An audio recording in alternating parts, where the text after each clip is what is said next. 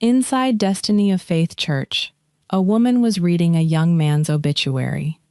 She was talking about his love of basketball, about his bright future, about the career he had been working toward, and the life that was still ahead of him. Outside, mourners gathered quietly on the sidewalk. A horse and carriage waited to carry his casket. Then the first shots rang out. The terrifying moments after gunfire erupted outside Destiny of Faith Church during the funeral for John Hernandez, who was recently killed in a gun battle on the north side. Two suspects dressed in black wearing masks started shooting at the lawn on the north side of the church at Benton Avenue towards people at the front doors and in the vestibule of the church. 5, then 15 more. 20 rounds in 45 seconds, fired directly at the people who had come to say goodbye. Inside the church, the live stream was still running. You can hear the gunshots on the recording. You can hear people screaming. Mourners dove under pews. Children were crying. The woman who had been reading that obituary just moments before was now scrambling for cover along with everyone else. Outside, one of the gunmen chased a man across the sidewalk while still squeezing the trigger. The man collapsed near the horse and carriage. The horse itself was struck by a stray bullet. When it was over, 6 people had been wounded. And the family of the 20-year-old being buried that day, a family that had specifically asked for police protection because they knew something like this might happen, was left standing in the rubble of the worst day of their lives. This is the story of John Horns Jr. and the 2 women who died before his funeral ever began.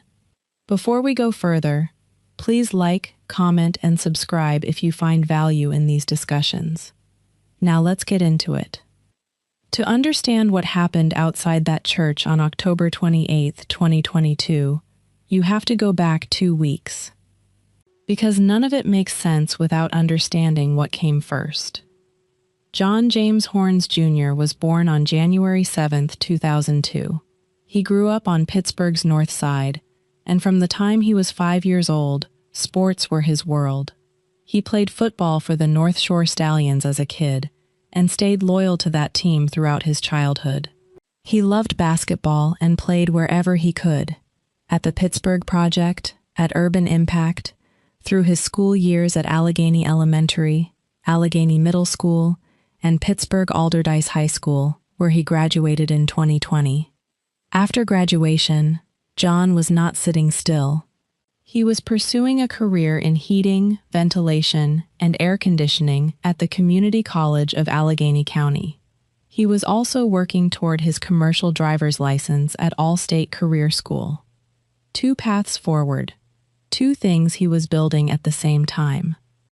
His mother, Tamika Horns, would later describe losing him as the most traumatizing experience of her life. His godmother, Paige Davis, would stand in front of cameras during the worst period of her life and ask her community to choose peace over retaliation. The people who loved John have spent a long time making sure the world saw him as a whole person, because once a young man dies in a shooting, there is a habit of flattening him into a headline and moving on. John was more than that. He had a family that adored him, a sport he loved, and 2 programs he was enrolled in because he was trying to build something real. But John was also living in a city that was bleeding. Pittsburgh in 2022 was on pace for one of its deadliest years in recent memory. More than 70 homicides citywide by the end of the year. A lot of them young men. A lot of them tied to the same kind of neighborhood disputes that swallow kids before they ever get a real chance. Street intelligence in Pittsburgh's North Side pointed to a rivalry between youth groups connected to Northview Heights and Brighton Heights, 2 neighborhoods close in distance and miles apart in loyalty. And John was caught in the middle of it. The night of October 15, 2022, started at a Sunoco gas station on Cedar Avenue in the East Allegheny part of Pittsburgh's North Side. Around 10 in the evening, emergency dispatchers started receiving calls about a shooting.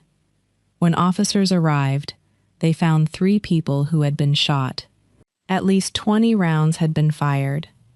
What investigators pieced together from surveillance footage told a specific story. John and his associates had been at that gas station when a dispute broke out. That dispute escalated into gunfire. John and his group opened fire on a passing SUV. The people in that SUV fired right back. And in the middle of all that lead flying across a public street, 2 women who had nothing to do with any of it were standing at a nearby bus stop at the corner of Cedar Avenue and East Ohio Street. Their names were Betty Jean Averett and Jacqueline Mahalik. Betty Jean Averett was 59 years old, a mother of 6, a grandmother of 11. Her daughter described her as beautiful inside and out, with one of the brightest smiles she had ever seen. Betty loved playing the card game Tonk and called herself Beautiful Brown Betty. She was just waiting for a bus. That was the entirety of her involvement in whatever was happening around her that night. Jacqueline Mahalik was 33 years old, a mother of 4 children, 8-year-old Cassine, 7-year-old London, 2-year-old Saich, and 11-year-old Kalani. Her family described her as an amazing, loving, and beautiful person all around. She was on her way to work as a waitress at True Food Manufacturing when the gunfire found her. She was going to work. Betty was pronounced dead at the scene. Jacqueline was rushed to Allegheny General Hospital, just 1 block away, but despite how close help was, she died within an hour of arrival. John Horns Jr. was also rushed to Allegheny General. He died within the hour, too. 3 people dead at a gas station. 2 of them waiting for a bus and going to a job. None of them the intended targets of anyone. The killing sent a shockwave through the city. Community leaders and anti-violence workers spoke out, naming the same root causes they had been naming for years. Easy access to guns, neighborhood feuds that never get resolved through anything other than more violence, trauma handed down from one generation to the next without ever being treated or interrupted, the way one shooting almost always plants the seed for the next one. Police Commander Richard Ford publicly acknowledged what investigators already understood. This was not an isolated incident. This was part of an ongoing turf battle between rival groups on Pittsburgh's north side. Tensions had been building for months, possibly years. And the death of John Horns Jr. was not going to close the chapter. In a world built on retaliation, it was going to open one. And John's family knew it. By the time they started planning his funeral, they were not just grieving. They were watching their backs. Word was moving through the neighborhood. People connected to John had allegedly fired shots in the Spring Hill neighborhood the night before the funeral, suggesting the tensions were escalating rather than cooling. The family was hearing rumblings that rivals might not be willing to let the burial happen quietly, that a gathering this public, this predictable, with this many people connected to the same dispute all showing up at the same address at the same time, could be seen by someone as an opportunity. It is a horrible thing to have to turn over in your mind while you are picking out a casket for your child. But this family turned it over. And then they did the one thing that should have been enough to keep everyone safe. They asked Pittsburgh police for protection at the funeral. Pittsburgh police responded by assigning 2 officers to work the funeral detail at Destiny of Faith Church on Brighton Road in the Brighton Heights neighborhood. When the day came, those officers were not there. Internal investigations later revealed that due to a scheduling miscommunication in the dispatch system, the officers had been sent to another church on the city's south side, miles away from where the funeral was actually being held. The family had asked, the city had said yes, and on the day it mattered, the protection they had been promised showed up at the wrong address. The Citizens Police Review Board opened an inquiry into the breakdown. For a family that had already lost a son and had specifically and explicitly asked for help because they were afraid, The failure of police to be there felt like a devastating betrayal on top of an unbearable loss. October 28, 2022 started as a day of mourning. More than 100 people gathered at Destiny of Faith Church to celebrate John's life. The service was being live-streamed so that friends and family who could not attend in person could still participate. Inside the church, the warmth of a community coming together was visible. Outside, mourners gathered on the sidewalk, talking quietly, preparing for the procession. The horse and carriage that had been hired to carry John's casket was waiting. A woman inside was reading his obituary, talking about his love of basketball, about the HVAC program he was enrolled in, about the commercial driver's license he had been working toward, about the young man who had played for the North Shore Stallions since he was 5 years old. At approximately 12:04 in the afternoon, 2 individuals dressed in black approached the church on Benton Avenue. Both were armed with weapons fitted with extended magazines. The shot spotter system detected 5 shots first, then 15 more followed within seconds. Approximately 20 to 23 rounds discharged outside a church where people had gathered to bury a 20-year-old. The surveillance footage captured what happened with cold clarity. One gunman opened fire toward the front of the church, then moved to the side and kept shooting. The other started firing at a man standing on the sidewalk in front of the entrance. That man collapsed near the horse and carriage. The gunman then chased him across the ground while continuing to pull the trigger. Multiple people standing outside the church were hit. Some limped back inside. Others fell where they stood. The horse hired to carry John's casket was struck by a stray bullet in the leg. Inside the church, the live stream was still running. The recording captures everything: the sound of the shots, the screaming, mourners throwing themselves under pews, children crying, the complete dissolution of a service that had been meant to bring a community together in grief. When the shooting stopped, approximately 45 seconds after it began, 6 people had been wounded, 5 struck directly by gunfire, a 6th injured while trying to flee. The victims included 4 men, aged 20, 24, 27, and 66, as well as a 57-year-old woman. 1 victim was transported to Children's Hospital. 1 was initially listed in critical condition before being upgraded to stable. By the end of the day, all 6 were reported to be in stable condition, though 1 had undergone surgery. Mayor Ed Gainey arrived at the scene shortly after the shooting. He was visibly shaken as he surveyed the damage along Brighton Road. Cars riddled with bullet holes. Shell casings littered across the ground. More than 60 recovered in total. He begged the community not to retaliate. He pleaded with witnesses to come forward. He emphasized that the violence had to stop. The pastor of Destiny of Faith Church, Pastor Brenda Gregg, described the attack as a desecration of holy ground. She said that in over 30 years of pastoral ministry, this was one of the most devastating incidents she had ever experienced. Yet she vowed the church would continue its work in the community, including Halloween events planned to foster unity and healing. A worker at Pittsburgh Fish and Chicken on Benton Avenue across the street from the church had heard all of it from inside his workplace. He said, "It was outrageous. It was sad. I feel bad for the family. It's just heartbreaking."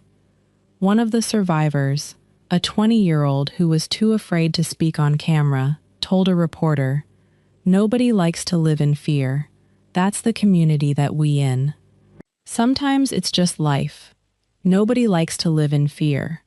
That sentence alone says everything about what had been normalized in this neighborhood. Police moved fast. By 6 in the evening, less than 6 hours after the shooting, officers had spotted a dark Hyundai Elantra matching descriptions from witnesses and surveillance footage. They attempted to pull it over on the McKees Rocks Bridge. As officers approached, one of the occupants threw something over the side of the bridge and into the Ohio River below. A gun. Both were taken into custody. The bridge was closed for 30 minutes, while a river rescue team and a search dog attempted to retrieve the weapon from the water. A second gun was found on the roadway where it had fallen during the arrest. The two suspects were 19-year-old Shaquan Davis from McKees Rocks and 16-year-old Hezekiah Nixon from Pittsburgh's North Side. Investigators began building the case from surveillance footage, witness accounts, and physical evidence. The footage was so specific it allowed prosecutors to present a split-screen comparison at a preliminary hearing in February 2023, showing the suspects crossing the street and approaching the church before opening fire.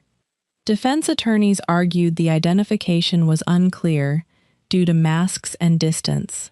Prosecutors insisted the evidence was more than sufficient to proceed. Search warrants executed at Davis's home in McKees Rocks turned up clothing that matched what the shooter had been wearing in the surveillance footage, right down to the small details. Marijuana. 3 weapon magazines. Nixon's clothing was identical to what one of the gunmen wore in the video. The charges stacked up high for both. Criminal conspiracy, attempted homicide, aggravated assault, reckless endangerment, multiple firearms violations, and, because of the horse, aggravated cruelty to animals.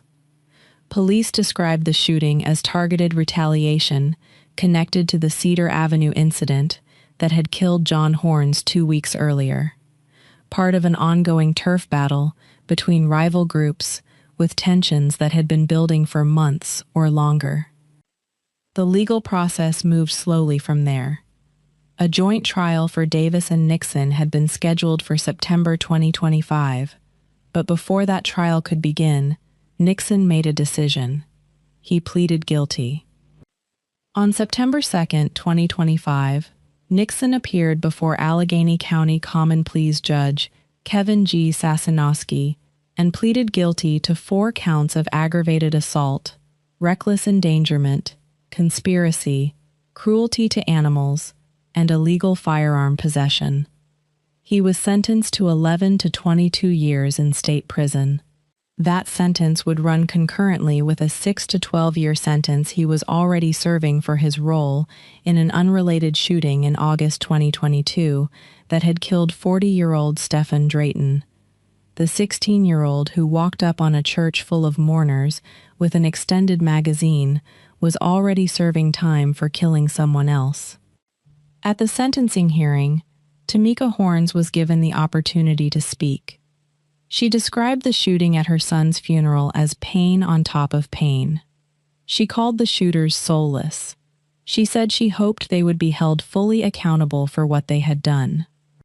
Deputy District Attorney Emma Shoto emphasized during the hearing that people have a right to mourn their loved ones safely, that what happened outside Destiny of Faith Church was particularly egregious, not just because of the violence itself, but because of what it violated. Nixon expressed remorse. He said, "I'm very sorry for what happened. An apology does not undo the trauma. It does not restore the sense of safety that was shattered. It does not give Tamika Horns back a single moment of what was taken from her. But at least someone was made to answer." Shaquan Davis's case remains pending.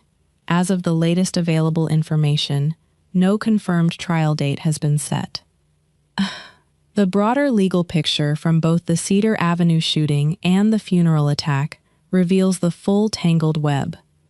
Sharon Troutman, one of the individuals involved in the initial Cedar Avenue shootout, pleaded guilty in June 2025 to criminal conspiracy, aggravated assault, and weapons charges. He received a sentence requiring at least 8 years in state prison. Homicide charges against him had been dropped earlier after autopsy, and ballistic evidence showed inconsistencies. Jalon Hines, also known as Ashton Hines, who was allegedly with John Horns during the Cedar Avenue shooting, still faces 2 counts of homicide for the deaths of Betty Averett and Jacqueline Mahalik. He is accused of initiating the gunfire that led to the deaths of the 2 innocent women at the bus stop. 2 women waiting for a bus, one going to a job as a waitress, both dead because of a dispute they had never heard of between people they did not know. Betty Jean Averett, a mother of 6, grandmother of 11, called herself Beautiful Brown Betty and loved playing tonk. She was standing on a public street.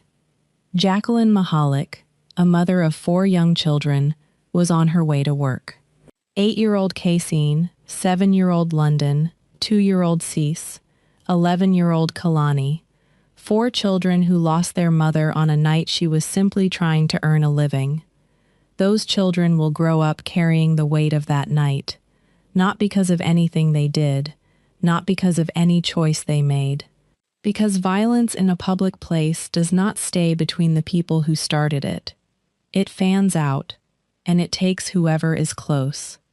What happened outside Destiny of Faith Church on October 28, 2022, is part of a pattern that has been appearing across American cities for years. Funerals, spaces that every culture in every era has treated as protected ground, have become targets. In July 2020, 15 people were wounded in a drive-by shooting outside a funeral home in Chicago during the service of another shooting victim. No arrests were ever made. In Pittsburgh, at least 2 people were caught and 1 has been sentenced. That is more accountability than most families in similar situations ever receive. But accountability after the fact does not prevent the trauma. It does not give Tamika Hornsback the ability to bury her son in peace. It does not give the 6 people shot on those church steps their sense of safety back. It does not give the children at the daycare across the street from the Chicago funeral the ability to unhear what they heard. What stops this pattern is not faster arrests after funerals are shot up. What stops it is breaking the cycle before the retaliation reaches a church. And that is the part that no one in power has yet figured out how to do. John Horns Jr. deserved to finish his HVAC program. He deserved to get that commercial driver's license. He deserved to play basketball for the rest of his life and have a mother who got to watch him build something real. He was 20 years old. Betty Jean Averett deserved to get on that bus, to go home to her 6 children and 11 grandchildren, and play another hand of tonk, and call herself Beautiful Brown Betty for decades more. She was 59 years old. Jacqueline Mahalik deserved to finish her shift, come home to Cassine and London and Sice and Kalani, and put her kids to bed the way she had done 1,000 times before. She was 33 years old. 3 people, 1 gas station, 1 dispute that belonged to none of them equally, and a funeral that should have been a sanctuary and was turned into a crime scene. The people who did this to John's funeral, 1 of them has been sentenced. 1 of them is still waiting for trial. The people responsible for the deaths of Betty and Jacqueline, still working through the courts.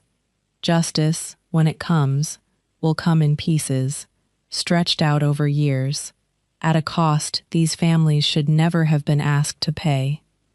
If this story moved you, share it, not as content, as a record. Because Betty Jean Averett was just waiting for a bus, and she deserved to get home. Thank you for watching. Thank you for watching. Thank you for watching. Thank you.